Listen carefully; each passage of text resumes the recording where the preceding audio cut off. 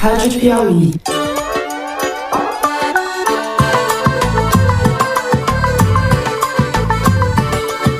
Olá, sejam muito bem-vindos ao Foro de Teresina, o podcast de política da revista Piauí. Olá, eu passei de fã a hater, infelizmente, do Foro de Teresina na sua nova versão. Eu não sei se porque foi muito feio a forma como a formação anterior se desfez, mas também eu estou vendo vários problemas aqui. Semana passada eu fiz um comentário de que eles conseguiram fazer um programa inteiro sem falar nada de meio ambiente. Aí nessa semana eles fizeram depois da tragédia em Porto Alegre, eles fizeram um programa inteiro falando apenas de meio ambiente, né? Aí diriam, pô, Rodolfo, você devia estar feliz, mas não. É justamente o contrário. Porque falar apenas de meio ambiente na hora da tragédia é fácil. Difícil é você cotidianamente incluir de verdade a questão ambiental nos seus argumentos de forma geral. E essa é a minha grande crítica ao Foro de Teresina na sua formação atual. Eu vou fazer alguns recortes da última edição, inserindo comentários para defender isso que eu estou falando. Esqueçam aquilo que a gente chamava de área de risco, do centro do estado, dentro da serra, dentro dos vales, na grande Porto Alegre, em partes do oeste, todas as áreas são áreas de risco. Eu, Fernando de Barros e Silva, da minha casa em São Paulo, tenho o prazer de conversar com os meus amigos no Estúdio Rastro, no Rio de Janeiro, Ana Clara Costa. Olá, bem-vinda, Ana. Oi, Fernando, bom estar aqui com vocês hoje. Tudo isso vem sendo mostrado pelos cientistas há bastante tempo. Nós teríamos que estar nos preparando, pelo menos para minorar os efeitos negativos dessas tragédias todas. Celso Rocha de Barros, diga lá, Celso. Olá, Fernando, estamos aí. Não sei o que vai ser de nós, não sei. Muito sofrimento. Claro que não sou só eu, é o Rio Grande do Sul inteiro, não é só eu. Mas tá difícil. E hoje, novamente com a gente, o repórter de Ciência e Meio Ambiente da Piauí, nosso convidado, Bernardo Esteves. Fala, Bernardo. Alô, Fernando.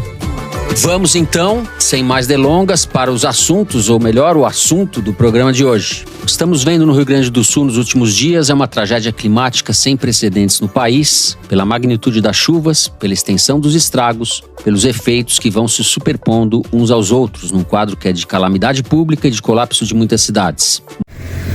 Opa, quando ele falou colapso de muitas cidades, eu achei que ele ia falar colapso da civilização. Aí sim estaria no caminho certo. Sigamos. Mais de 400 municípios, entre os 497 do estado, foram atingidos pelas águas. Os temporais que começaram no dia 27 de abril provocaram até agora, no momento em que gravamos o programa, 107 mortes. Há ainda pelo menos 136 pessoas desaparecidas. Calcula-se que em torno de 1.500.000 pessoas já foram afetadas diretamente pela catástrofe. As imagens chocantes de bairros inteiros de Porto Alegre submersos, do aeroporto Salgado Filho completamente inundado, de pessoas ilhadas em casas e apartamentos, sem mantimentos, sem luz, sem água potável, de animais e de pessoas no telhado de casas, tudo isso parece fazer parte de um filme distópico, mas é a realidade, ou a nova realidade que os governantes, que empresas e empresários e que muitos de nós, sociedade civil, é preciso dizer, negligenciamos muito além do que seria aceitável negligenciar. A conta... Pois é, aí é que começa o problema, né? Quando ele fala negligenciamos, eu acho que cabe muito bem a negligência que continua acontecendo no Foro de Teresina. Eu vou lembrar 2 semanas atrás, quando eles estavam discutindo a reforma tributária. E a moça, Ana Clara Costa, ela conta que ela encontrou com o Haddad e perguntou para ele sobre a possibilidade de aumentar os impostos sobre o agro. E ainda nessa questão da justiça, da questão tributária, eu só queria destacar a questão do imposto territorial rural, é um imposto que os grandes e pequenos proprietários de terra pagam e que é um imposto autodeclaratório. Você diz o tamanho da tua terra, você praticamente escolhe o quanto que você quer pagar e não tem ninguém fiscalizando. Então, assim, a arrecadação desse imposto é, em geral, de 2 bilhões de reais por ano, de um setor que, em 2023, gerou 680 bilhões de reais. 25% do PIB. Então, assim, é muito pouco, né? E, além de tudo, a produção é super incentivada, né? A exportação também, ou seja, a tributação é praticamente nada. E eu já perguntei isso pro Haddad algumas vezes, quando entrevistei ele, sobre a possibilidade disso mudar, porque já que ele tá buscando arrecadação, aí me parece um lugar bem propício para arrecadar, né? E ele diz que não dá, porque todo esse setor é muito incentivado no mundo, né? E como o Brasil, na agricultura, é um competidor internacional forte, a partir do momento que você tributa, você tira a competitividade de várias coisas, né? Eu mesmo, minhas terras que vão de norte de Goiás. E a Haddad respondeu para ela que o setor do agro é um setor que recebe muitos benefícios no mundo todo e que um aumento de impostos resultaria numa perda de competitividade e a explicação foi razoável para toda a bancada que não seguiu no assunto. O problema é que o agro está acabando com o clima do país. Tá? E o Foro de Teresina simplesmente, agora eles vão falar nesse programa de hoje, né? Das mazelas do agro, de toda a legislação terrível que passou, mas você não vai ver eles questionarem a Ferrogrão. Você não vai ver em nenhum momento do programa eles falarem sobre esse plano insano de construir hidrelétricas no Tapajós. Também não vai aparecer nada sobre a BR-319. Aí você vai dizer, não, tudo bem, o programa é sobre Porto Alegre, sobre a tragédia de Porto Alegre, e esse é que é o problema. Então, as mudanças climáticas têm essencialmente duas caras aqui no nosso território. Muita chuva lá no sul e pedaço da Mata Atlântica, né? Então pode acontecer grandes tragédias no litoral de São Paulo, Rio de Janeiro, etc. E muita seca na maior parte do território brasileiro, que decorre do aquecimento global, mas também decorre da destruição da Amazônia, que, sem dúvida alguma, está sendo impulsionada pela construção da Ferrogrão, pelo asfaltamento da BR-319 e por esse plano insano de construir hidrelétricas nas bacias aqui do Rio Tapajós. Agora o Foro de Teresina não vai falar sobre isso, né? Ele vai negligenciar completamente essa questão e vai ficar discutindo os pormenores desse outro aspecto da chuva de Porto Alegre e etc. E vai entrar na fofoca política, vai defender o governo, porque eles estão claramente pró-governo, né? É aquela turma que acha que o governo Lula é o melhor possível, em comparação com o Bolsonaro tá muito bom e é o que tem para hoje. Tá, sigamos no programa. Agora chegou. O programa de hoje será inteiramente dedicado à tragédia que se abateu sobre o Rio Grande do Sul. No primeiro bloco... Olha, por favor, não me entendam mal. Eu gosto muito do programa, tanto é que eu assisto toda semana. Agora, eu gosto de falar de gente que eu gosto, né? Por isso que eu trato do Calma Urgente, do Foro de Teresina. Então o programa é excelente, vocês vão ouvir, vão falar, poxa, que interessante. Mas olha o problema. O programa de hoje será dedicado à tragédia que se abateu ao Rio Grande do Sul. O programa não é dedicado às mudanças climáticas, ou ao colapso ambiental, ou ao colapso climático do nosso país. Esses seriam os recortes ideais nesse momento.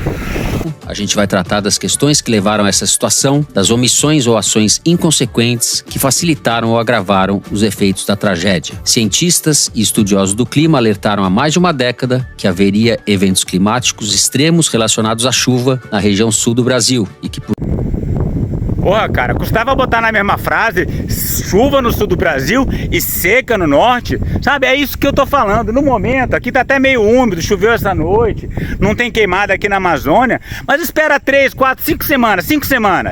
Esse céu aqui já não vai estar igual, né? Isso é consequência da seca e do desmatamento. Então não dá pra falar, vamos fazer um Foro de Teresina só sobre a chuva no sul e a queimada da Amazônia, talvez a gente faz outro aí no segundo semestre. Tem que ligar as coisas, senão não dá liga, senão não funciona. Senão as pessoas não vão começar a questionar o modelo econômico de exploração de commodities, né? Que talvez o Foro de Teresina não queira de fato questionar, porque faz parte da fundação do governo Lula que eles apoiam. Portanto, era preciso se preparar para isso. O governador Eduardo Leite, no entanto, afrouxou inúmeras normas do Código Ambiental do Estado em seu primeiro ano de mandato. Fez isso em linha com o que fazia o moleque da boiada, Ricardo Salles, um dos maiores responsáveis pelo desmonte da política ambiental brasileira. No segundo... Então o programa todo funciona como uma história, né? Nesse momento ele acaba de apresentar os vilões, né? É o Leite do coletinho e o Salles e o Bolsonaro são os vilões, né? E agora o Lula entra como um bom gestor da crise que pode aproveitar a oportunidade. Eles falam dessa tragédia de Porto Alegre em termos de oportunidade para o Lula. Eu não gostei disso. No bloco, a gente segue falando de política. O presidente Lula já foi 2 vezes ao estado desde o início da tragédia. A segunda delas com uma comitiva de mais de 70 pessoas, entre as quais os presidentes da Câmara e do Senado e o ministro Edson Fachin, do Supremo. O presidente anunciou um pacto nacional pela reconstrução do Estado e defendeu a flexibilização no controle dos gastos públicos para socorrer o Rio Grande do Sul. Lula disse ainda que a tragédia é um aviso para o mundo. Se a rede de solidariedade que se formou no país, em diversos níveis, representou um alento numa hora tão delicada, há, por outro lado, uma enxurrada de notícias falsas que vem inundando as redes sociais, tentando desviar as atenções do que importa e sabotando as iniciativas para salvar as pessoas. Isso, ou seja, o bolsonarismo em ação, também faz parte das emergências com que temos que lidar. Pois é, o bolsonarismo é terrível. Quanto a isso não tenha dúvidas. Mas e o petismo? O petismo que construiu o Belo Monte aqui atrás de mim. E agora que bota Renan Filho no Ministério dos Transportes, que bota aquele outro no Ministério das Minas e Energia, querendo construir hidrelétrica no Tapajós. Isso aí também faz parte do petismo. Ah, faz. A falar, não, é um governo de coalizão. Não, Gleisi Hoffmann e Dilma Rousseff planejaram essa barragem aqui atrás de mim. Então, vamos falar do bolsonarismo, mas vamos falar do petismo também? Fim, no terceiro bloco, a gente vai tratar dos planos de reconstrução do Estado e dos problemas econômicos decorrentes da tragédia. Há questões mais imediatas, como o comprometimento da produção de arroz, pela qual o Rio Grande é o maior responsável do país, até questões estruturais, de médio e longo prazo, que envolvem a redefinição das áreas de risco, os deslocamentos de bairros ou de cidades inteiras como uma necessidade incontornável. É possível que a gente misture um pouco os blocos do programa. Certo, aqui tem outra falha do programa. Não dá para ter redefinição de áreas de risco, não dá para ter grandes realocações de pessoas sem uma reforma agrária e uma reforma urbana. E não pode ser aquela reforma que paga indenizações altíssimas, porque senão ela não é viável economicamente. Você tem que pegar, você tem que desapropriar terras boas, né? Tirar aquele pessoal das terras ruins, desapropriar as terras boas e colocar ele nas terras boas, tá? Só que para isso você vai ter que enfrentar o capital, vai ter que enfrentar o Congresso, vai ter que enfrentar as elites agrárias, não tem jeito. Mas pensa, se o Foro de Teresina vai falar em reforma agrária, vai falar em reforma urbana, vai falar em apropriação de terrenos adequados para construção, não vai falar. E sem isso não tem solução. Programa porque o assunto é imenso e não cabe em compartimentações rígidas. É isso, vem com a gente.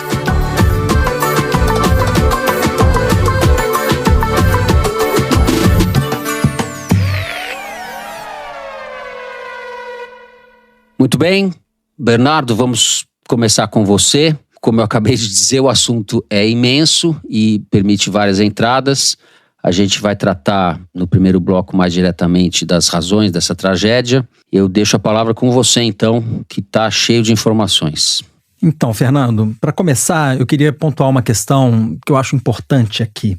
Essa semana foi levantada a discussão sobre se a gente deveria ou não politizar a tragédia, né? Muita gente dizendo que era hora de focar no socorro às vítimas e na reconstrução, sem ficar apontando o dedo para os atores políticos responsáveis por ações ou omissões que agravaram os prejuízos causados por essa catástrofe climática.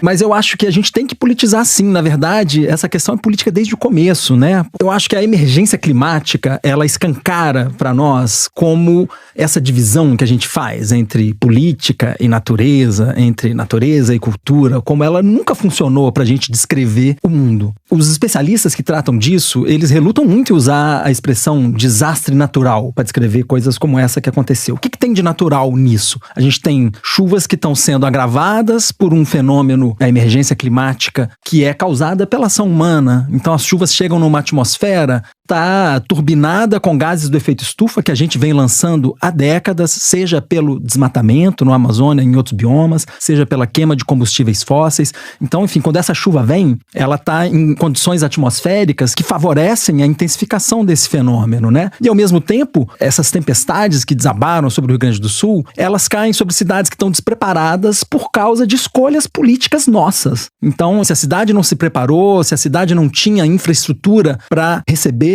uma chuva desse porte, que vinha sendo anunciada por cientistas há décadas. O que tem de natural nisso, né? O que tem de natural nas nossas cidades despreparadas, no racismo ambiental que segrega as populações marginalizadas em condições menos capazes de fazer frente a esse desastre, né? Quer dizer, o que tem de natural nesse desastre? Esse desastre é muito político, sim. Então a gente tem que politizar. Óbvio, a gente tem que correr atrás dos desaparecidos, a gente tem que socorrer os desabrigados, a gente tem que reconstruir essas centenas de cidades que foram devastadas por essa chuva, mas a gente tem que politizar a questão, sim. Ela é política desde o início. A gente tem que apontar para os gestores que, por ação ou omissão, contribuíram para tornar essa tragédia nesse porte que a gente viu. Vamos dar nome aos bois, então. Pois é, se é para apontar dedo, dá para apontar na escala federal, na escala estadual, na escala municipal, para político de direita, para político de esquerda, não falta ninguém nesse balaio. Eu acho que você citou na abertura o Eduardo Leite, eu acho que vale a pena a gente detalhar um pouco mais a participação dele, como ele vem trabalhando para afrouxar as regulações ambientais no estado do Rio Grande do Sul.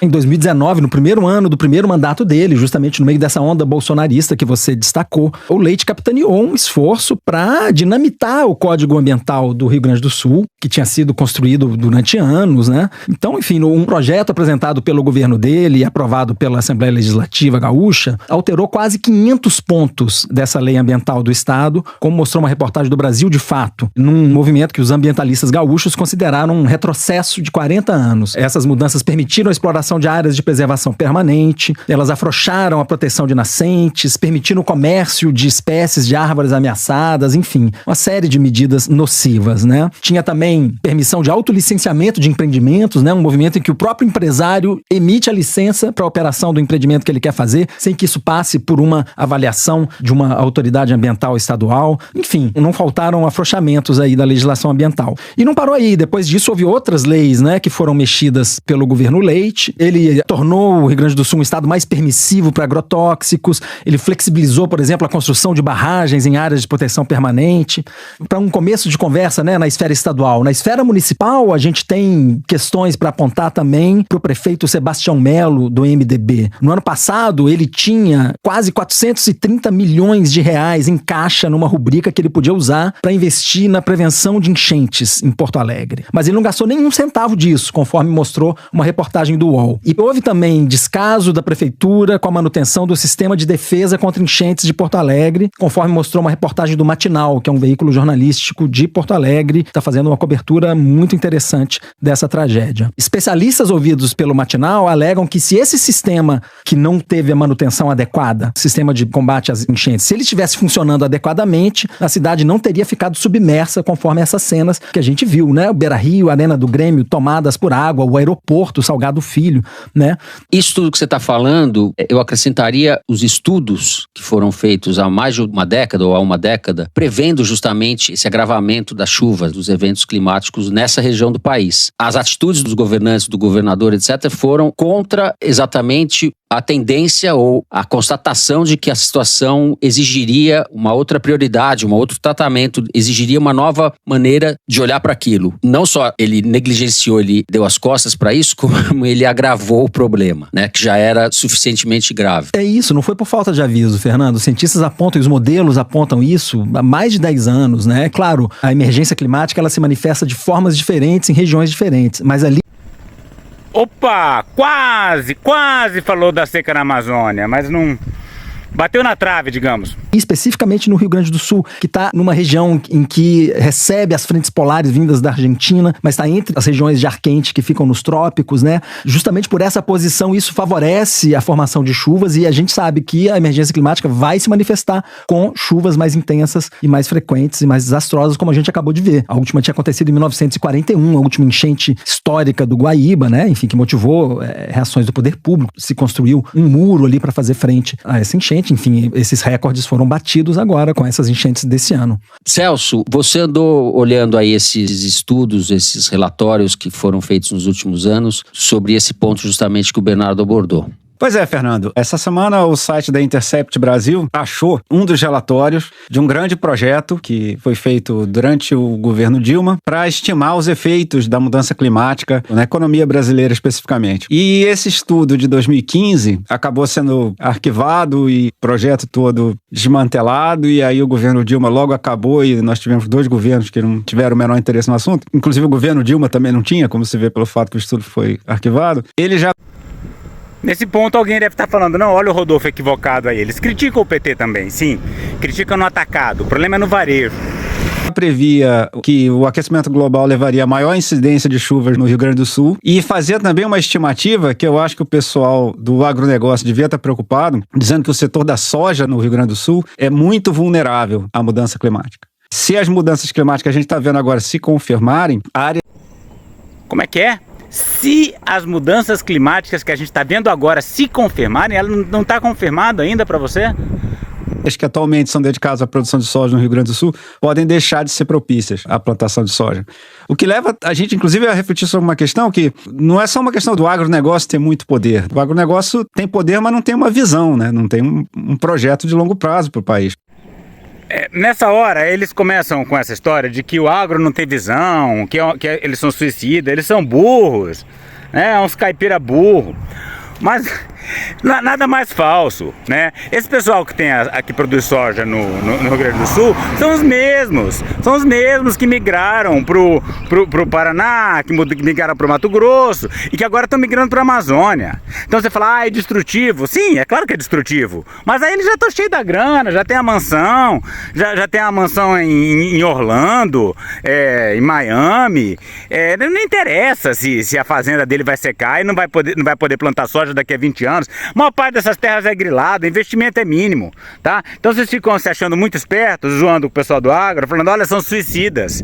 Mas é uma bobagem. Ele converte soja em dinheiro, depois com esse dinheiro ele vai para qualquer lugar, onde for possível sobreviver no planeta, ele vai. Porque o agronegócio é o setor mais vulnerável à mudança climática. Uma indústria pode mudar de cidade sem maior problema, assim, mas você não consegue sair levando soja para plantar em qualquer lugar. Então, Não, você não consegue sair pra ir plantando soja em qualquer lugar. Bem aqui, cara, bem aqui, ali, ó, em Santarém, onde estão fazendo o porto final da Ferrogrão.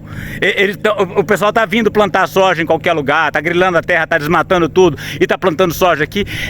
É uma ingenuidade, é um pessoal tão esperto pra falar sobre certos assuntos, mas quando chega em outros, falam umas pataquadas, é uma falta de formação na área ambiental. Tipo de imaturidade política, esse tipo de... Burrice, né? Pois é, essa imbecilidade atroz desse bando de palhaço vagabundo. É uma mentalidade predatória de curto prazo. Exato, que é muito preponderante no Brasil, predatória, né? De si própria. Exato. É predatória de si própria, exato, né? Por isso que eu ia dizer, uma coisa meio suicida, né? Assim, uma questão assim, eles são o setor que mais tem a perder com a mudança climática. Então deveria ser o setor que devia estar prestando mais atenção nisso. E é exatamente o contrário. É um curto prazismo, uma miopia, que, como eu disse, é suicida. É um negócio que vai levar o próprio setor do agronegócio no Brasil à falência, se isso continuar assim. É um bolsonarismo moderado. Pois é, eu até ia falar nisso, a gente vai falar ainda mais sobre política, mas o fato do Eduardo Leite ter feito essas mudanças todas no Código Ambiental lá do Rio Grande do Sul, mostra como mesmo um governador que não tem perfil bolsonarista, mas que depende dessa base eleitoral, acaba sendo meio que colonizado mentalmente, né, ideologicamente pela coisa toda, entendeu? Acaba implementando políticas que agradam a esse público, né? Num estado que, como a gente viu, é absolutamente vulnerável à mudança climática. O projeto MAP Biomas fez um levantamento, o Pampa Gaúcho Gaúcho, motivo de tanto orgulho na autoimagem do estado, teve um aumento de 27% de desmatamento entre 2021 e 2022. O estudo mostrou que, atualmente, o Pampa tem mais áreas modificadas pela ação humana do que vegetação nativa. Em 1985, as áreas de vegetação nativa ocupavam 61,3% do Pampa. Em 2021, essa participação foi 43,2%, que é quase o mesmo das áreas ocupadas pela agricultura, que é 41,6% do bioma do Pampa. Então, assim, o Rio Grande do Sul vem num processo de degradação ambiental bastante acelerado nas últimas décadas e é um estado muito vulnerável a isso. Segundo a agência pública, os dados do Adapta Brasil, plataforma do Ministério de Ciência e Tecnologia, que avalia os riscos dos municípios à mudança climática, né, chegou à conclusão que 41% das cidades do Rio Grande do Sul têm capacidade adaptativa baixa diante do aquecimento global. É um estado que tem muito a perder com o aquecimento global, entendeu? E é absolutamente notável, como se você pegar a direção que o debate político no Rio Grande do Sul tomou nos últimos anos, é um absoluto estado de negação a esse respeito, entendeu? Olha, eu não sei, vocês não ficam impressionados do jeito que ele fala sobre o Rio Grande do Sul, sendo que tudo que ele falou sobre o Rio Grande do Sul vale pro Brasil de forma geral, mas ele fala só sobre o Rio Grande do Sul. Sabe o que parece? Parece aquele estudante do ensino médio querendo fazer uma redação sobre o desastre no Rio Grande do Sul e não querendo fugir do tema. E falar da questão nacional, global, o que seja, é uma forma de fugir do tema. Mas como ele é um bom aluno CDF, né, que fala rapidinho, cheio de dados, né, e esse é o perfil dele, ele não vai parar de falar do Rio Grande do Sul porque é o tema específico. Assim, é uma absoluta fuga do problema. Ana, vamos com você agora, voltar ao Eduardo Leite. Eu queria fazer um pequeno complemento aqui ao que o Bernardo e o Celso falaram. Em relação ao Eduardo Leite, eu acho que tem um componente de má gestão, de visão de curto prazo, até uma característica antiética, né?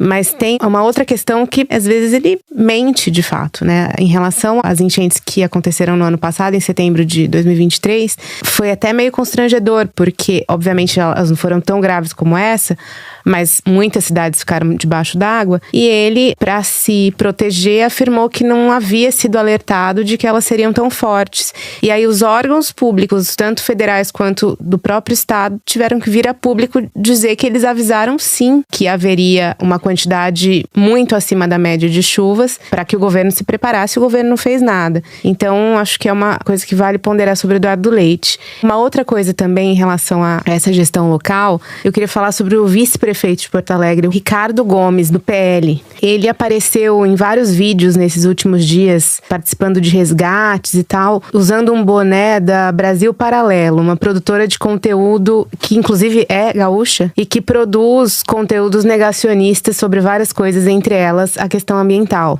E ele é um apresentador dessa produtora, ele tem um programa lá. E assim, um dos principais veículos de disseminação de negacionismo ambiental é um vídeo da Brasil Paralelo chamado Cortina de Fumaça, que tem mais de 2,5 milhões de visualizações no YouTube. Eles têm um aplicativo próprio que você pode ver. Então, só no YouTube são 2,5 milhões. A gente não sabe quanto que tem de visualização no aplicativo próprio. E que dissemina teses de que toda essa questão do aquecimento global é uma conspiração internacional para tirar o Brasil do jogo do agronegócio. O filme foi patrocinado por empresários do agronegócio. Então, assim, o Bernardo falou bem do prefeito e esse é o vice-prefeito. É assim que aquele local está sendo gerido. Estamos bem servidos, né? De autoridades públicas lá no... Exato. E um outro ponto que eu queria colocar aqui é o ineditismo de tudo isso, né? A gente vê o tamanho dessas inundações e as perspectivas para a meteorologia nas próximas semanas, que são de mais chuvas e que essa água desça do Rio Guaíba, de todos os rios, dos afluentes que desagam na Lagoa dos Patos e depois cheguem no Rio Grande. Enfim, as perspectivas são muito ruins de manutenção dessas inundações, que é uma coisa inédita na nossa experiência com enchentes, né? Todos os casos que aconteceram nos últimos anos, seja no Rio de Janeiro, com desabamentos, em Recife, na Bahia, enfim, todos os casos que aconteceram, era sempre muito pontual. Você tinha um amplo fluxo pluviométrico e que causava uma destruição imensa, muita gente morrendo, e acabava rapidamente e vinha a reconstrução. O que está se colocando no caso do Rio Grande do Sul agora é uma coisa mais prolongada. Duradoura, exato. E aí eu queria só citar brevemente um exemplo que aconteceu no Paquistão e que eu acho que pode dizer um pouco pra gente o que nos espera, né? O Paquistão teve uma inundação imensa em 2022, em razão do aquecimento global, muitas chuvas, e com o agravante de que eles têm a geografia completamente diferente do Brasil, super montanhosa, e tem geleiras nas montanhas que estavam derretendo também em razão do aquecimento global, o que aumentava ainda mais o fluxo dos rios, e aconteceu uma catástrofe, 2/3 do país debaixo d'água, muitas mortes, quase 2.000 mortes, e foi também uma chuva prolongada, como há previsão para acontecer aqui no Brasil. Então foram 3 meses de chuva. E depois que as chuvas acabaram, foram de 3 a 6 meses para que essa água baixasse. Então você tem uma destruição completa, mas que no dia seguinte é difícil você ter uma dimensão do desastre. O que está acontecendo agora, né? O que vai acontecer agora. O nível do rio está em mais de 5 metros e acima de 3 já provocaria inundação, né? Vai ser um recuo muito lento, né? Assim, a gente não pode cravar, né, que vai demorar meses, mas a questão é que não tem nada que nos diga que a recuperação possa ser rápida. E aí eu queria lançar aqui uma questão que é um conceito novo, que é de ansiedade climática, que é uma coisa que eles detectaram no Paquistão depois que aconteceu tudo isso. Certo, eu preciso explicar um pouco sobre esse conceito de vídeo que eu estou elaborando agora, né? Vocês vão ver o Foro de Teresina, é como ver o Foro de Teresina aqui comigo no meu canal. Meu canal está desmonetizado mesmo, então não estou nem roubando, estou só replicando e comentando. E eu vou ouvindo enquanto eu vou fazendo uma jardinagem aqui perto da minha casa, na beira do Rio Xingu, um reflorestamento. E é por isso que eu deixei passar uma coisa ali atrás. Um comentário importante. As enchentes, elas são muito dramáticas, né? Em uma semana, uma centena de mortos, milhares de desabrigados. Mas o outro lado da moeda das mudanças climáticas no Brasil são as secas fortíssimas. E elas são muito menos dramáticas, porque as queimadas e a seca na Amazônia se arrastam ao longo de vários meses. É claro que sempre tem aquele momento dramático, que é a hora que a fumaça chega sobre a cidade de São Paulo. Mas são momentos mais curtos, pontuais, e nem sempre acontece. E é por isso que a seca dá menos notícia. Tá? E ela fala agora da ansiedade climática. Eu sei muito bem o que é isso. Dias atrás, a gente ainda está no fim da estação chuvosa, né? Choveu essa noite, como eu já disse. Dias atrás deu uma secadinha, passou uns 4 dias sem chover. Eu já comecei a ficar com ansiedade climática, da seca, né? Eu já comecei a sentir cheiro de fumaça, porque os fazendeiros aqui estão doidos para queimar. Eu tenho medo, eu sei que eu vou sofrer no segundo semestre com a seca e com as queimadas. E eu já estou antecipando esse medo. Então é só aparecer um solzinho que isso já me dá ansiedade climática, tá? Ela não é relacionada apenas com a chuva, ela também é relacionada com a seca. Que também não foi o primeiro enchente que aconteceu lá, né? Essa foi a épica, né? Como está sendo a nossa no Rio Grande do Sul. Mas não foi a primeira. Então você começa a detectar nas populações que estão vulneráveis a desastres climáticos essa ansiedade de, se começa a chover, você já se desespera. Enfim, você vive num completo estresse. Quando venta, quando chove, quando faz sol, porque pode ficar muito calor e aí você morre de calor. Então, assim, há esse conceito que está começando a ser trabalhado, que é o de ansiedade climática, que muitas populações vão viver e já estão vivendo, na verdade, e que se a gente acompanha o noticiário em relação ao Rio Grande do Sul, já dá para ver isso nas entrevistas. As pessoas... A gente fez um vídeo aqui no canal sobre ansiedade climática. Procura lá, se chama Ansiedade Climática. Tá no Diário do Colapso Ambiental. Querendo sair de lá, as pessoas se apavorando com qualquer perspectiva de chuva. Eu quero ir para um lugar que não chova. Eu vi essa entrevista que foi feita durante a programação da Globo. Então, assim... Pois é, essa mesma pessoa que falou, eu quero ir para um lugar que não chova, chegasse aqui em Altamira agora, ia ficar bastante satisfeita, porque tem um pouquinho de chuva, bastante controlado. Aí ia chegar o mês de junho, ela falava, oh, que lugar maravilhoso, muito sol. Em julho, ela ia estar sentindo um certo calor, uma certa secura. Em agosto, eu ia falar, pô, podia cair uma chuvinha, né? Em setembro, outubro, novembro, a pessoa já vai estar implorando por uma chuva, porque a seca aqui vai ser terrível. Eu quero mudar daqui para ir para um lugar que não chova. Então você vê claramente um estresse completo ali da população que pode ter um impacto importante. E são coisas que a gente tem que começar a tratar, né? A questão do refugiado climático, como era a questão do racismo ambiental, agora a ansiedade climática, enfim, tem acho que muita coisa nova que as políticas públicas teriam que contemplar a partir de agora. Perfeito. Não é perfeito, foi quase perfeito, né?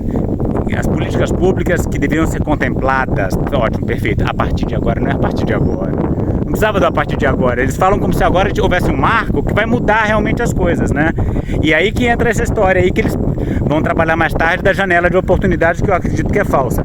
Essas políticas deveriam estar sendo implementadas há muito tempo, não é a partir de agora, né? Não mudou nada substancialmente. As pessoas têm mania, ainda mais a pessoa da imprensa, né, de dizer que esse foi o grande evento redefinidor do jogo de forças da questão ambiental. Eu não acredito nisso. Acho, Bernardo, que você corretamente começou o programa falando da necessidade de se politizar esse assunto. Mas a minha impressão é que, além do combate aos negacionistas e aqueles que não são propriamente negacionistas, mas que se beneficiam dessa situação, o imediatismo do agro, né, esse setor preponderante ou numeroso do agro que, em nome de interesses imediatos, entra nessa onda predatória, predação do ambiente. Além disso, eu acho que falta aos que não são negacionistas e os que pensam como nós pensamos, né? Os que acreditam na coisa da ciência e na prioridade dessas coisas, da questão da emergência climática, ações mais concretas. A esquerda, os progressistas em geral, parecem estar acordando um pouco tarde e de maneira insuficiente para esse drama, não parece? A verdade, Fernando, é que os gestores estão com a cabeça do tempo pré-emergência climática, né? Assim, ninguém entronizou ainda que a gente precisa fazer políticas públicas para essa realidade que está aí, que a gente está vendo, né? Assim, tomou na cara essa chuva catastrófica no Rio Grande do Sul. Eu estava conversando ontem com o Márcio Astrini, um ambientalista que é o secretário executivo do Observatório do Clima.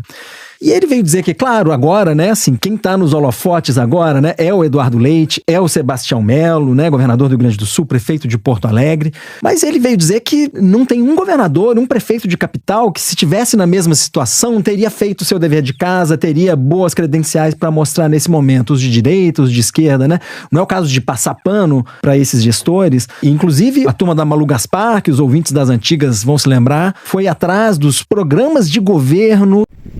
Agora, mudando um pouco de assunto, entrando na dinâmica do Foro de Teresina, eu acho engraçada essa parte que eles falam da Malu Gaspar. A Malu Gaspar, que os ouvintes das antigas vão se lembrar.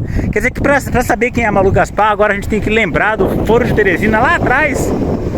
Pô, a Malu Gaspar tá na mídia, né? Ela pode ser lembrada de forma independente, muito mais até do que por ter participado do Foro de Teresina.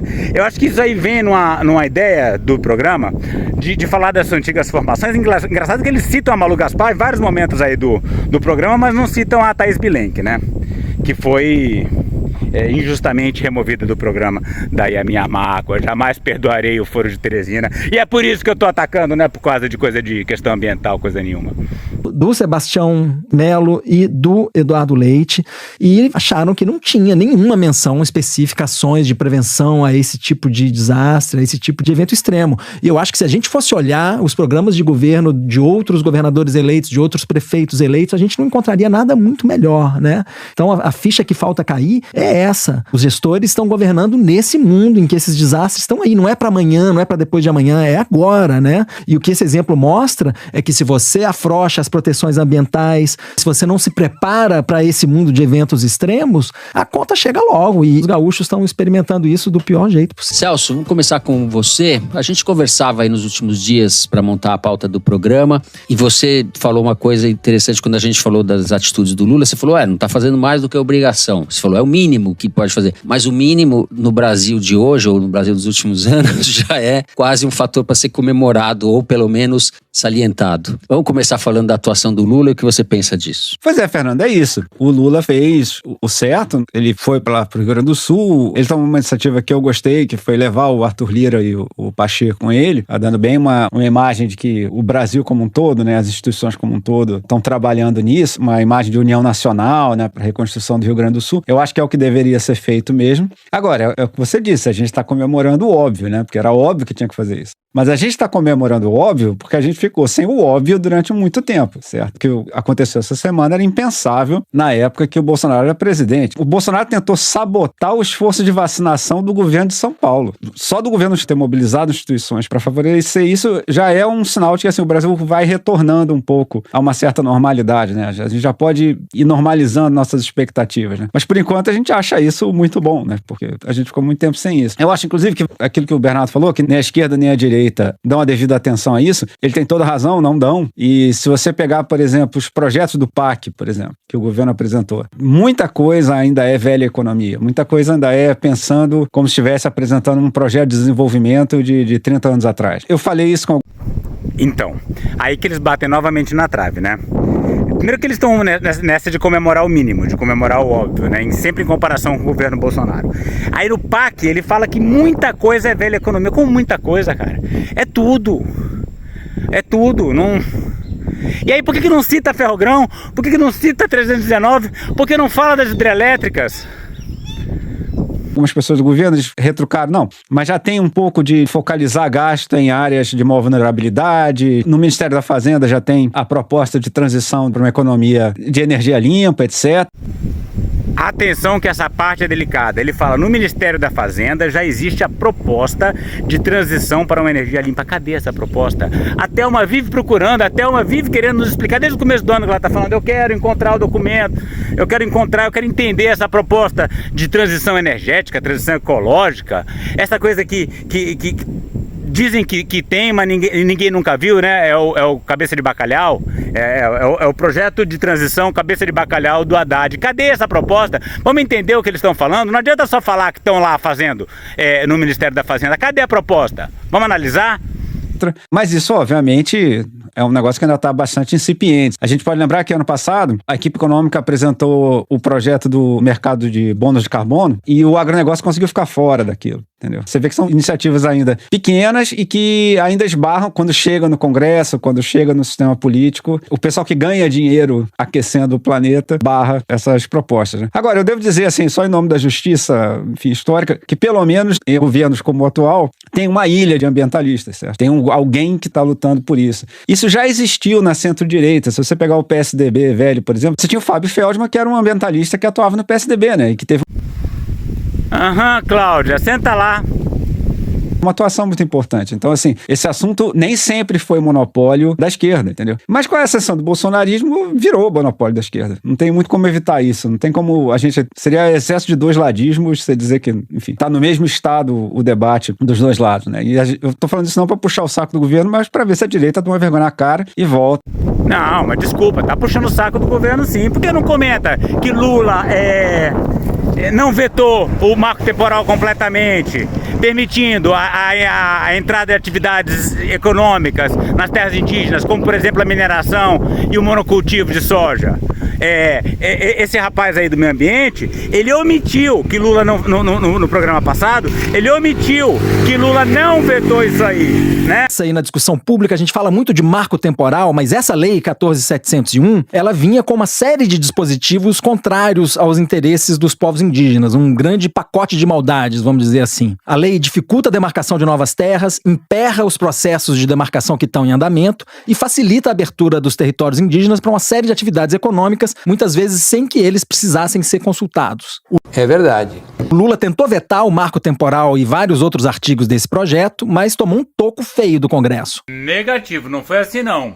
Antes de tomar o toco feio do Congresso, o Lula já não vetou aquela parte da lei que facilita a abertura dos territórios indígenas para uma série de atividades econômicas, muitas vezes sem que eles precisassem ser consultados. Isso aí o Lula deixou passar, e isso é muito grave. Então, olha, direita e esquerda, é claro que a direita sempre vai ser pior, mas a esquerda não tá legal, e o Foro de Teresina, dentro do contexto da esquerda, também tá muito fraco na questão ambiental. A ouvir gente que defende a prisão do Ricardo Salles, né, como todo brasileiro de bem. Então, assim, é o que você disse, eu acho que as nossas expectativas eram muito baixas, assim, depois de 4 anos de Bolsonaro. O Lula até agora tem conseguido satisfazê-las. Cara, as suas expectativas deviam ser muito baixas para o Lula conseguir satisfazer na área ambiental. Expectativas mais baixas do que cu de cobra. Feita essa consideração, eu acho que, assim, não há dúvida nenhuma de que o governo precisa acelerar muito suas iniciativas ambientais. Entendeu? Aqui tem mais um erro fundamental. O problema do governo não é que ele está acelerando pouco as iniciativas ambientais. O problema é que ele está deixando acelerar muito as iniciativas absolutamente apocalípticas, como, por exemplo, eu vou falar de novo, Ferrogrão, hidrelétricas do Tapajós, BR-319, né? Isso não deveria estar avançando. Não é que a Marina está com pouco poder para tocar os projetos relacionados ao meio ambiente. O problema é que o Ministério dos Transportes e o Ministério das Minas e Energia estão tocando obras absolutamente devastadoras sob o ponto de vista da Amazônia. E o Ministério da Fazenda não está taxando o agro, porque quer um agro competitivo, mesmo que ele não pague imposto e destrua o país. A gente tem, por exemplo, a questão da autoridade climática, que foi uma reivindicação da Marina para apoiar o Lula. Um órgão do governo que articularia as diversas iniciativas do governo para que o governo inteiro fosse voltado de formas diferentes, em assuntos diferentes, para a conversão da economia brasileira em uma economia sustentável, né? Então, como é que tem como articular vários ministérios em torno da questão climática com esse ministro do Transporte, com esse ministro das Minas e Energia, com o Haddad querendo faturar, querendo favorecer o agro? Não tem como. Com esse pessoal, com esse ministro da Justiça, que era o Flávio Dino, que não demarcava as terras indígenas. Ainda bem que a Marina não pegou esse abacaxi de ter que articular um governo sem ter poder nenhum. A autoridade climática ainda não foi criada. O que eu ouço de gente do governo é que há muita resistência dentro do governo e no Congresso à criação da autoridade climática, em qualquer versão em que ela tenha poder de verdade, entendeu? No governo eles ainda estão debatendo qual vai ser o melhor modelo. Por exemplo, a Dinamarca tem planos anuais de combate ao aquecimento global, entendeu? Isso é debatido no Congresso, é avaliado periodicamente. Aqui não é viável, porque diferente da Dinamarca, aqui a gente não pode construir essa linha de trem que vai cortar a Amazônia ao meio. A gente não pode asfaltar a BR-319, a gente não pode construir as hidrelétricas no Tapajós, e isso vai claramente contra toda a filosofia do governo. Então não tem como uma autoridade climática ser viável no Brasil nesse conjunto, nesse contexto que vai a política. No governo estão pensando ainda como é que vão fazer isso, se vai ser uma autoridade, se vai ser uma comissão. A grande questão é qual o poder que ela vai ter, né? E atualmente o poder dela parece tão baixo que ainda nem fizeram nada, né? Então eu espero que esse choque agora, desses acontecimentos no Sul, pelo menos destrave essas conversas, né? Dentro e fora. Então não vai destravar, não está destravando nem aqui no Foro de Teresina, porque nem vocês são capazes de falar contra essas obras que eu estou citando aqui, né, nesse meu react, né? Nem vocês são capazes de questionar a isenção de impostos para o agro no arcabouço fiscal. Então, se o Foro de Teresina não consegue destravar, de fato, o debate ecológico, que dirá o resto do país? Do governo. Ana, sobre isso, sobre a autoridade climática, você andou apurando coisas. Na verdade, eu queria só trazer um assunto antigo em relação a isso, que é no pós-eleição, ali antes do Lula assumir, quando ele estava montando o governo, tinha toda essa incerteza em relação ao papel da Marina, né? Qual que seria? Porque ela ajudou muito na campanha, sobretudo no segundo turno, junto com a Simone Tebet, ali para tentar angariar apoio feminino e tudo mais, e dos ambientalistas. E aí, quando chega na montagem do governo, o PT, o Lula, todo o pessoal que estava pilotando aquilo ali, eles não queriam a Marina no Ministério do Meio Ambiente, em razão de indisposições do passado com ela. Olha o jeito que ela passa pano pro PT, em razão de indisposições do passado, como se a Marina fosse uma criadora de confusão. Não. Eles não queriam porque sabia que a Marina ia ser contra. Eu sou contra essas questões aí fundamentais. Contra essas grandes obras, contra a exploração de petróleo na foz do Amazonas sem uma análise adequada. Não é indisposição do passado. É porque o PT é desenvolvimentista. Ela, né, inclusive período que ela saiu do PT e tudo mais, por acharem que ela, embora representasse uma imagem muito forte nessa questão ambiental, sobretudo internacionalmente, ela não era uma gestora da forma como eles queriam que fosse. Uma gestora da forma que eles queriam que fosse, ou seja, uma que fosse deixar passar a boiada livremente, né? Que ofereceram para Simone Tebet, o Ministério do Meio Ambiente, e sugeriram a Marina para ser autoridade climática. E a Marina não queria de jeito nenhum, porque ela já antevia que possivelmente essa autoridade climática não fosse ter autoridade nenhuma. E também não era um cargo ministerial e tal, e não tinha sido criado, e ela não queria. A própria Simone Tebet também não queria ser ministra do Meio Ambiente, porque sabia que a pessoa com mais bagagem para isso era a Marina, né? Então não aceitou. tentou, e aí no final o Lula se viu sem saída e convidou a Marina para assumir a pasta, mas assim, quem acompanhou de perto aquela época lembra que toda a situação foi meio constrangedora para a própria Marina, assim, que ficou meio que deixada por último. Eu só queria trazer esse contexto porque eu acho que ele ajuda a explicar um pouco da posição que ela tá hoje no governo, né? Da posição que o Ministério de Meio Ambiente tem hoje no governo e até dessa própria questão da demora da criação da autoridade climática, que no fim também não é uma coisa que agrada a própria Marina, né? Considerando todo o histórico dela, você ter uma outra pessoa no governo que tenha mais poder sobre essa agenda do que ela, ou que de certa forma dispute com ela essa agenda. E agora falando um pouquinho do Lula, conversando com algumas pessoas do governo ao longo dessa semana, a avaliação que eu ouvi foi de que a reação dele, a reação do governo diante de tudo o que aconteceu, foi classificada um pouco como equivalente a 8 de janeiro. E aí eu queria tentar dizer isso de uma forma que não fique vulgar, grosseira, mas de que acabou se criando uma oportunidade para ele governar. Pois é, Ana, você disse que queria falar disso de uma forma que não fosse vulgar, grosseira, mas que é uma oportunidade. Não. É vulgar, é grosseiro e não há oportunidade nenhuma aí. A gente vem falando no foro ao longo das últimas semanas da dificuldade, né, da disputa de poder do legislativo, judiciário, executivo, das passadas de perna do Rodrigo Pacheco e etc. E essa situação de necessidade de união nacional acabou fazendo com que o Lula tivesse um protagonismo que ele estava precisando também. Então teve gente, e aí de novo, sem querer dizer que existe algum ponto positivo nisso. Sem querer dizer, mas já dizendo... Mas a avaliação foi que ele soube aproveitar o momento para de fato governar. Não, ele viajou com os chefes do legislativo para andar de helicóptero em cima, mas ele não falou da necessidade de conter o agro, a necessidade de parar o desmatamento, de redirecionar o planejamento das grandes obras. Isso é que é governar, né?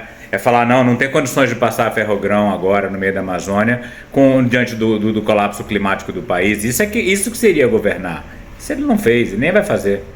Essas fontes me ponderou um ponto específico que é até levar o ministro Fachin para o Rio Grande do Sul. O ministro Luiz Edson Fachin, do Supremo Tribunal Federal, que é gaúcho e que foi o algoz do Lula na época da Lava Jato, né? E ele levou o Fachin junto. Então, isso é uma demonstração, na verdade, que o Lula quer sublimar ali as diferenças e tentar criar um consenso ali, né? E o Lula vai ter um termômetro sobre até que ponto essa união nacional é fato na votação de vetos que está acontecendo hoje no Congresso, enquanto a gente grava o foro. O Congresso vai votar vetos que são desse governo, inclusive do governo anterior, né? E vetos sobre questões que geram bastante divergência, como a da saidinha. É uma questão ainda do governo Bolsonaro, que eu não sei se vocês lembram, da gratuidade da bagagem em aeroportos.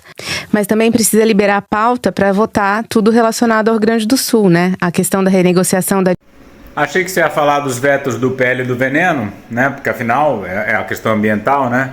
E o Congresso derrubou tudo. Então não adianta achar que o Congresso vai se sensibilizar agora com essa tragédia. Rapidinho eles vão criar a narrativa, dizer que foi... Tem uns que vão dizer que é punição pelos terreiros de Umbanda, de Macumba, outros vão dizer que é o El Ninho. Cada um vai dizer uma coisa e não espere uma mudança de atitude do Congresso por causa da tragédia, porque não vai acontecer. É muita ingenuidade falar disso. Dívida dos estados, que vai ser postergada ao Rio Grande do Sul esse ano. A ideia é que ele não pague mais nada até o final do ano, justamente em razão do que aconteceu. Vai ter que ter uma mudança na LDO para destinar mais emendas para o Rio Grande do Sul, inclusive emendas obrigatórias. Tem outro decreto que vai ser votado também, o decreto do Lula, que também vai passar pelo Congresso, para flexibilizar regras, para agilizar a contratação de serviços e produtos em regime de urgência, justamente para ajudar o Rio Grande do Sul, sobretudo na reconstrução, porque senão tem que passar por licitação e aí fica um processo mais burocrático. Então tem muitas coisas práticas assim que vão testar esse armistício que está acontecendo agora. Agora, o que alguns deputados que defendem a causa ambiental têm comentado é que essa é uma janela de oportunidade única dentro do Congresso para se avançar com a pauta ambiental, porque pegaria muito mal hoje para É isso que eu não entendi. Como assim avançar com a pauta ambiental?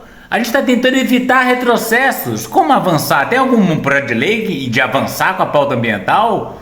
É marco temporal, é fim da reserva legal, é mineração para tudo que é lado. Como assim avançar com a pauta ambiental? Do que você está falando especificamente? Deputado votar contra determinadas coisas que possam fazer avançar essa agenda. O que, por exemplo? Do que você está falando? Tem alguma ideia aí que vai avançar essa agenda? Não tem ideia nenhuma. Só existe retrocesso. Você acha que as ideias surgem do nada? Esses retrocessos estão sendo preparados ao longo dos anos, né? A questão do marco temporal, todas essas coisas, a destruição do Código Florestal. Você acha que você vai pegar agora uma coisa que vai fazer a gente avançar na agenda, ainda agora no calor da tragédia de Porto Alegre e nessa sua janela de oportunidade que vai durar quanto tempo?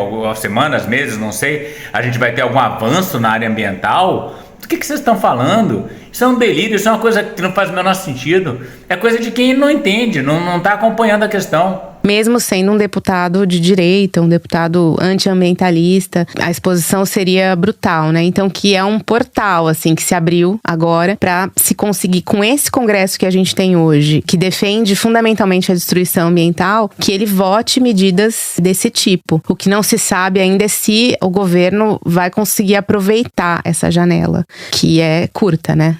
Conforme isso vai passar, até acontecer o próximo desastre, a gente volta a ser o que sempre foi. Sim. Bernardo, vamos com você agora, então, pra gente fechar o trio aí. Agora, a gente não deve esquecer, Ana, agora estão lá Rodrigo Pacheco e Arthur Lira, consternados, sobrevoando as enchentes e prestando solidariedade ao povo gaúcho, mas ano passado eles estavam lá, 2 semanas atrás, a gente falou aqui do marco temporal, né? Eles estavam lá, passando um PL a toque de caixa que acabou com a proteção às terras indígenas, né? E a gente...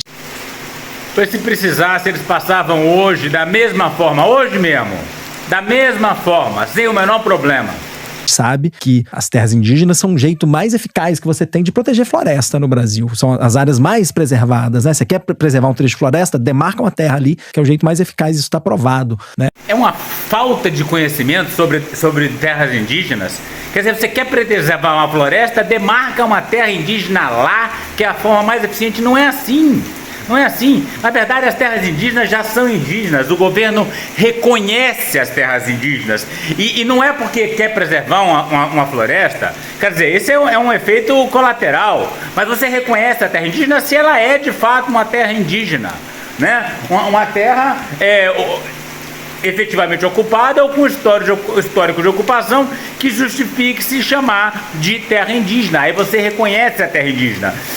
Indígena não é segurança de floresta.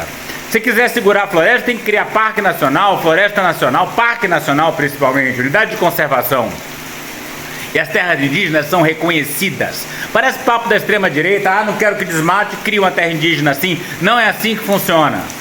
Então a gente tem um pacote de leis antiambientais que a gente também comentou 2 semanas atrás, né? E aí tem flexibilização de áreas de proteção, tem flexibilização do licenciamento, né? Assim, permissão de desmatamento. Inclusive estava prevista para ontem e foi adiada uma votação na Comissão de Constituição e Justiça de um projeto de lei que flexibilizava a reserva legal da Amazônia, né? Ou seja, os proprietários rurais que são obrigados a manter 80% das suas terras intactas com vegetação nativa, se esse projeto passar, eles vão poder desmatar 50% das suas propriedades com consequências devastadoras para as florestas e para o clima no Rio Grande do Sul, no resto do país, no continente. Desculpa, não quero te interromper, mas o Márcio Bittar, que é o relator desse projeto, não é o mesmo que também chegou a propor o fim das reservas legais? Exatamente, junto com Flávio Bolsonaro. Ele, enfim, é autor de uma série de projetos de lei que são devastadores para o meio ambiente e essa turma não consegue entender que é devastadora pro agronegócio. O prejuízo estimado para o agronegócio é de pelo menos R$500 bilhão e isso contando apenas 19 municípios dentre as centenas que registraram decretos de emergência no Rio Grande do Sul. Essa votação na Comissão de Constituição e Justiça foi adiada ontem, né? Márcio Bittar meteu um atestado ali, supostamente, para dizer, olha, não vamos votar isso hoje. Agora, vamos ver, quando essas águas baixarem, essa turma vai voltar à carga, né? Será que esse projeto vai ser colocado em pauta de novo, né? Ou será que a gente vai aproveitar essa janela que você mencionou, né, Ana, para se enterrar de vez essa proposta que, se um projeto desse passa, acabou o clima no Brasil. Não tem um projeto também que teria impacto, acho que 50% do Pantanal, uma coisa dessa. É isso, não falta. Inclusive, tem projeto que vai ameaçar o próprio Pampa também. No pacote de maldades dos deputados, não falta isso, né? O cardápio é extenso. E você estava dizendo, Celso, sobre o ambientalismo ter virado uma causa de esquerda, mas assim, inclusive com suas exceções, né? Eu quero mencionar. Bota exceções nisso, né? Ainda mais se você for considerar de esquerda esse pessoal aí que está dominando o PT. Não tem esquerda nenhuma, né? É o que o Gregório falou, né? No Calma Urgente da semana passada. Se você não está com a causa ambiental, você nem de esquerda é. Aqui um projeto apresentado conjuntamente pelos 3 senadores do Rio Grande do Sul, e a gente está falando do General Mourão, do Republicanos, a gente está falando do Luiz Carlos Reis, do Progressista, e do Paulo Paim, do PT. E esse projeto, ele dá subsídios ao carvão mineral, que é a forma mais poluente de energia que a gente tem. Ela representa uma fração muito pequena, na verdade, da matriz energética brasileira, mas os senadores gaúchos estão com a SPL, que está tramitando, que pretendem dar subsídios a essa forma que o mundo inteiro está abandonando. Sim, tudo bem, é uma porqueira, mas a energia hidrelétrica do Brasil, né, ela é imunda, né, basta ver Belo Monte causando impactos gigantescos na bacia do Xingu e do Tapajós, né, então essa história de que a nossa matriz energética é limpa porque é baseada em hidrelétrica também não cola, tá? É tão ruim, tão suja quanto essas fontes fósseis. E ali os senadores do Rio Grande do Sul estão fazendo isso, né? Sempre à frente, né? E o mais maluco aqui, esse PL, na verdade, ele está propondo modificar uma lei, um outro projeto de lei, que o objeto original da lei que esse PL dos senadores gaúchos quer alterar é um projeto de transição energética justa. Agora você imagina, justiça para quem aí nesse caso, né? E para concluir aqui, Fernando, a nossa análise, né, de como o legislativo está lidando com essas questões, vale destacar, Fernando, que um levantamento feito pelo SBT que analisou as emendas apresentadas pelos parlamentares do Rio Grande do Sul em 2023 mostrou que apenas 3 deles destinaram recursos do orçamento da União para prevenção direta ou indireta dos desastres, né, climáticos. Então, são eles a Fernanda Melchiona, do PSOL, a Maria do Rosário, do PT, e o Alceu Moreira, do MDB. E antes que a gente comece a bater palma para esses parlamentares, vale pontuar que o dinheiro movimentado por essas emendas corresponde a 0,14% de todas as emendas dos parlamentares do Rio Grande do Sul. Incrível, incrível. Olha, de tudo isso que vocês falaram, a gente conclui várias coisas, entre elas que o vento está a favor do retrocesso, né? O vento histórico. E se o governo federal não fizer um esforço muito grande para conter esse vento, a gente vai desperdiçar, se é que essa palavra cabe, Desperdiçar não cabe, cara. Eles estão toda hora falando nesse negócio de janela de oportunidade, o lado positivo da tragédia. Não cabe. Não tem nada para ser desperdiçado aí. Os ensinamentos dessa tragédia, né? A correlação de força é muito desfavorável, eu acho. Dentro do governo para a Marina, por tudo que vocês disseram, no Congresso, nem pensar. E essa janela de oportunidade que a Ana citou, vamos ver como é que a gente vai aproveitá-la. E eu te pergunto, você andou apurando a respeito das iniciativas que a Marina está propondo, está planejando fazer, que o próprio Lula está planejando fazer. Vamos começar por aí. Bom, eu acho que a premissa básica dessa discussão sobre como que o governo vai tratar isso daqui pra frente é o dinheiro, né? De onde que esse dinheiro vai vir? E aí eu não tô falando só da reconstrução do Rio Grande do Sul, mas também de projetos preventivos para impedir que isso aconteça de novo, ou então mitigar os efeitos de uma nova enchente que... Então, eu repito, né? Para evitar que essas coisas aconteçam, a gente tem que evitar o colapso climático do Brasil. E isso não é uma questão de dinheiro ou falta de dinheiro. Tem várias obras, muito caras, aliás, que não devem ser feitas, não devem ser levadas adiante. E sobre a reforma agrária, a reforma urbana, não tem como indenizar as pessoas pelas terras que a gente de fato precisa para realocar o pessoal. Então não é uma questão de dinheiro, é uma questão de vontade política, de poder falar claramente em reforma agrária e poder falar claramente em tirar dos ricos para dar para os pobres. É isso que falta. e possa estar no horizonte aí em breve. E sobretudo porque esses gastos, eles tendem a ser permanentes, né? Embora esse episódio tenha sido épico, como a gente disse, e único e catastrófico, não quer dizer que aconteça um como esse a cada mês, não é isso? Mas assim, a tendência é que eventos climáticos extremos sejam acontecimentos permanentes no nosso país, e seja em razão de chuvas, ou em razão de seca, ou em razão de queimadas, né? Opa, finalmente, demorou, hein? Depois de quase uma hora de programa. O cardápio de eventos climáticos aqui no Brasil é bastante extenso. Então, falando um pouco disso, o Brasil ele tem um mecanismo que é o Fundo do Clima, que é um fundo que foi criado em 2009, ainda no governo Lula, junto com o BNDES, com o objetivo de captar recursos no Brasil e fora do Brasil para investir em projetos ambientais. Esse fundo nunca foi levado muito a sério, nunca foi usado para grandes iniciativas, e no governo Bolsonaro esse fundo foi paralisado 100%. Um mês atrás, a Marina negociou um aporte de mais de 10 bilhões de reais para esse fundo, junto com a Luísa Mercadante, que é presidente do BNDES. Então esse fundo foi turbinado ali para financiar ações ambientais, sem que se tivesse ideia do que estava por vir, no sentido de que um mês depois haveria uma necessidade primária de emprego desses recursos. Mas o fato é que, como esse fundo, eles estão querendo fazer ele funcionar direito agora, ele ainda não captou nada fora do Brasil. Nenhum país demonstrou interesse em investir nesse fundo. Então, um dos conselhos que o presidente Lula tem recebido, no caso específico de Porto Alegre, é que haja um esforço para transformar Porto Alegre num case de prevenção. Transformar Porto Alegre num case, puta case de sucesso, meu. Gente, pelo amor de Deus, isso é linguagem. Chamar agora a tragédia de case.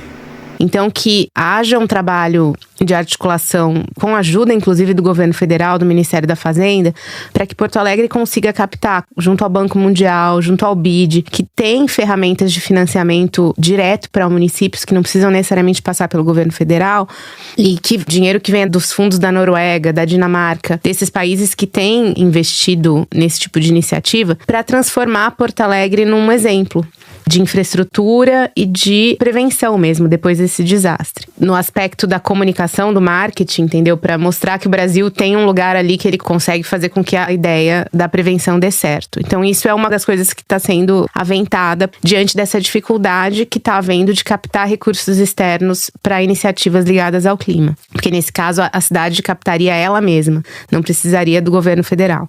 Quando eu falo de marketing, de comunicação, a ideia é que se faça uma campanha internacional de reconstrução de Porto Alegre. Assim, que haja uma campanha de visita a outros países, vamos salvar Porto Alegre, entendeu? Isso está dentro do cardápio de coisa que eles estão pensando. E no caso do Ministério do Meio Ambiente, a ministra Marina também está trabalhando num plano de prevenção. A equipe dela detectou 2.000 municípios com maior risco de desastre climático, especificamente relacionado à água, no país inteiro. E está trabalhando num projeto de segurança climática, de prevenção para isso, com vários órgãos do governo agora. E novamente, assim, esbarra na questão do financiamento, né? No sentido de que, dada a urgência desse plano, né? Até pela questão burocrática de como financiar isso, ela tem também pensado em alternativas de como bancar esse projeto. Uma das alternativas que tem sido discutida entre a equipe da Marina é a criação de uma lei de incentivo, a exemplo da Lei Rouanet, para projetos ligados a mudanças climáticas. Então, as empresas teriam isenção de imposto, a captação seria por meio dessa isenção de imposto das empresas, assim como funciona na Lei Rouanet. Outra alternativa que também tem sido discutida é o uso do Fundo de Defesa dos Direitos Difusos, que é um fundo que tem um escopo bem amplo e ninguém sabe bem direito o que é, e na verdade, quando a gente não sabe bem direito para que serve, é grande a chance de estar servindo para sacanagem, né? Então, a ideia também é tentar pegar parte desse fundo para que seja destinada permanentemente para projetos de defesa ambiental. E uma outra preocupação da Marina é a seguinte, né? A gente já falou isso no bloco anterior, sobre essa necessidade de reconstrução e de como isso vai ser feito em regime de urgência. Mais do que reconstrução, a gente tem que falar em adaptação. de não ser necessariamente por licitação, ela tem uma grande preocupação de um escândalo na pasta dela, porque parte desses recursos vão vir via Ministério do Meio Ambiente. E ela é uma pessoa que, a gente pode falar qualquer coisa da Marina, menos que na trajetória política dela ela tenha tido qualquer escândalo de corrupção ligado a ela, né? Eu sei que parece um comentário positivo, mas não é não. Olha só, a gente pode falar qualquer coisa da Marina, menos que ela é corrupta. Pode falar qualquer coisa. Tem tanta coisa que é falado da Marina. Se você soubesse tudo que é falado da Marina, para você dizer que tudo isso pode ser falado, menos que ela é corrupta, é porque há um problema dessa moça com a questão ambiental. E ela tem uma preocupação imensa com isso e não quer que passe nada por ali que venha depois a ser desviado. Então ela está trabalhando num projeto com o TCU para que, mesmo diante da falta de licitação, tenha algum tipo de fiscalização em tempo real desses gastos que vão ser feitos a partir de agora em razão da reconstrução. Isso tem sido uma preocupação primordial dela desde que essas coisas começaram a acontecer na semana passada. Celso, vamos continuar falando de economia antes de entrar na política. Tem a questão do arroz, né? O Rio Grande do Sul é o maior produtor de arroz do país. Exatamente, Fernando. Pelo menos no momento é a grande preocupação no que se refere aos efeitos econômicos, né, da enchente. Provavelmente vai ter impacto no preço dos alimentos. O governo, inclusive, já começou a operação para comprar arroz no mercado internacional para garantir o abastecimento no Brasil e evitar que isso bata na inflação. Até pelo efeito que isso poderia ter, inclusive, nas decisões do Banco Central, etc. Agora, pelo menos no momento, se a gente for fazer um balanço das projeções econômicas disponíveis sobre o efeito da tragédia, ninguém até agora projetou um efeito muito grande sobre essas grandes variáveis nacionais, sobre o crescimento do PIB ou sobre o índice de inflação nacional até o final do ano, em parte porque tem a expectativa de que a crise passe logo e as cadeias produtivas mais ou menos se recomponham mais ou menos rápido. Mas todas as projeções são unânimes em dizer o grau de incerteza ainda é muito grande. Inclusive porque vai depender de quão eficiente vai ser a reconstrução. Então, assim, se o Brasil agora começa a reconstruir o Rio Grande do Sul e a estrutura de transporte se restabelece rápido, naturalmente o efeito da tragédia vai ser bem menor. Mas se houver incompetência nisso, se houver desorganização entre as esferas, estadual, municipal, federal, enfim, aí obviamente a coisa toda pode ser retardada, porque é evidente que uma tragédia como essa não interfere apenas nos produtos que são produzidos naquela região, né? Assim, todas essas pessoas ficaram sem poder sair de casa. O grau de destruição patrimonial deve ser gigantesco.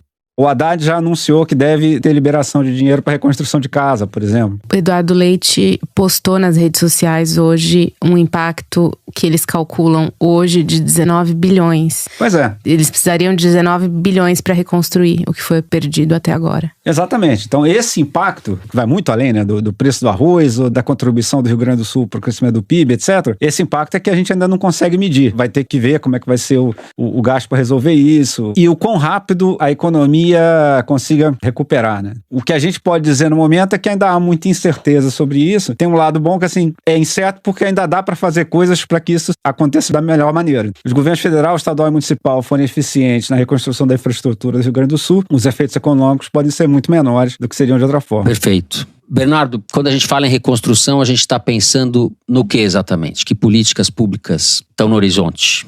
Então, Fernando, a gente tem que pensar nesse mundo que é esse mundo desses eventos muito intensos, muito frequentes, né? Em Porto Alegre, a última enchente, a gente disse mais cedo, de proporções bíblicas que a gente teve do Guaíba, foi em 1941. A gente não tem aqui a população do Rio Grande do Sul e de Porto Alegre em 41, mas era outro país, né? Pois é, mas a gente pode cravar com bastante certeza que a próxima não vai demorar 85 anos para acontecer de novo, entendeu? Ela pode acontecer logo ali. E no fundo, assim, a gente não tá preparado para isso, né? E aí a gente tá falando de políticas transversais que levam em conta esse mundo, né? Tava conversando ontem com a Nathalie Unterstel, ambientalista do Instituto Talanoa, os ouvintes do A Terra Redonda mesmo, segunda temporada, ela foi minha convidada de honra, vão se lembrar dela. Ela insiste muito nessa tecla, que as nossas políticas públicas estão sendo projetadas para um mundo que ficou para trás, o mundo da emergência climática, é esse mundo em que essas enchentes vão acontecer. Então, assim, se você vai construir um estádio, se você vai reformar um aeroporto, você tem que levar em conta que esse tipo de coisa que a gente viu no Salgado Filho, no Beira-Rio, na Arena do Grêmio, podem acontecer. Então, assim, você tem que ter cidades mais resilientes. Voltando.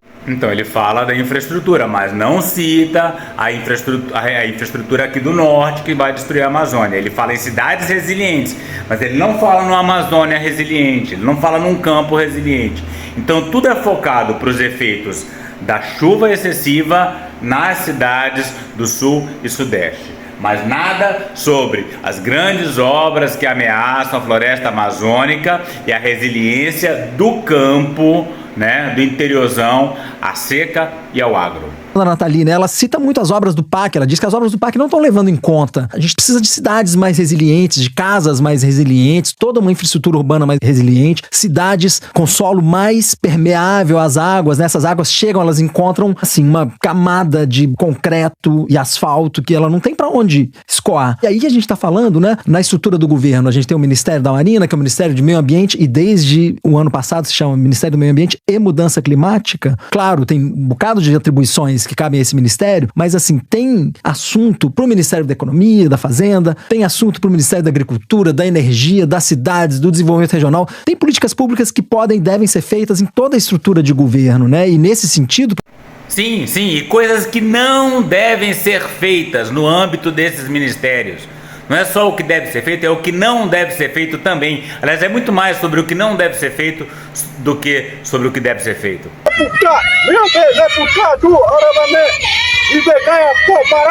Para saber mais e participar dessa luta radical pelos povos indígenas, a floresta tropical e a biodiversidade de modo geral, inscreva-se no canal, deixe seu like e comentário.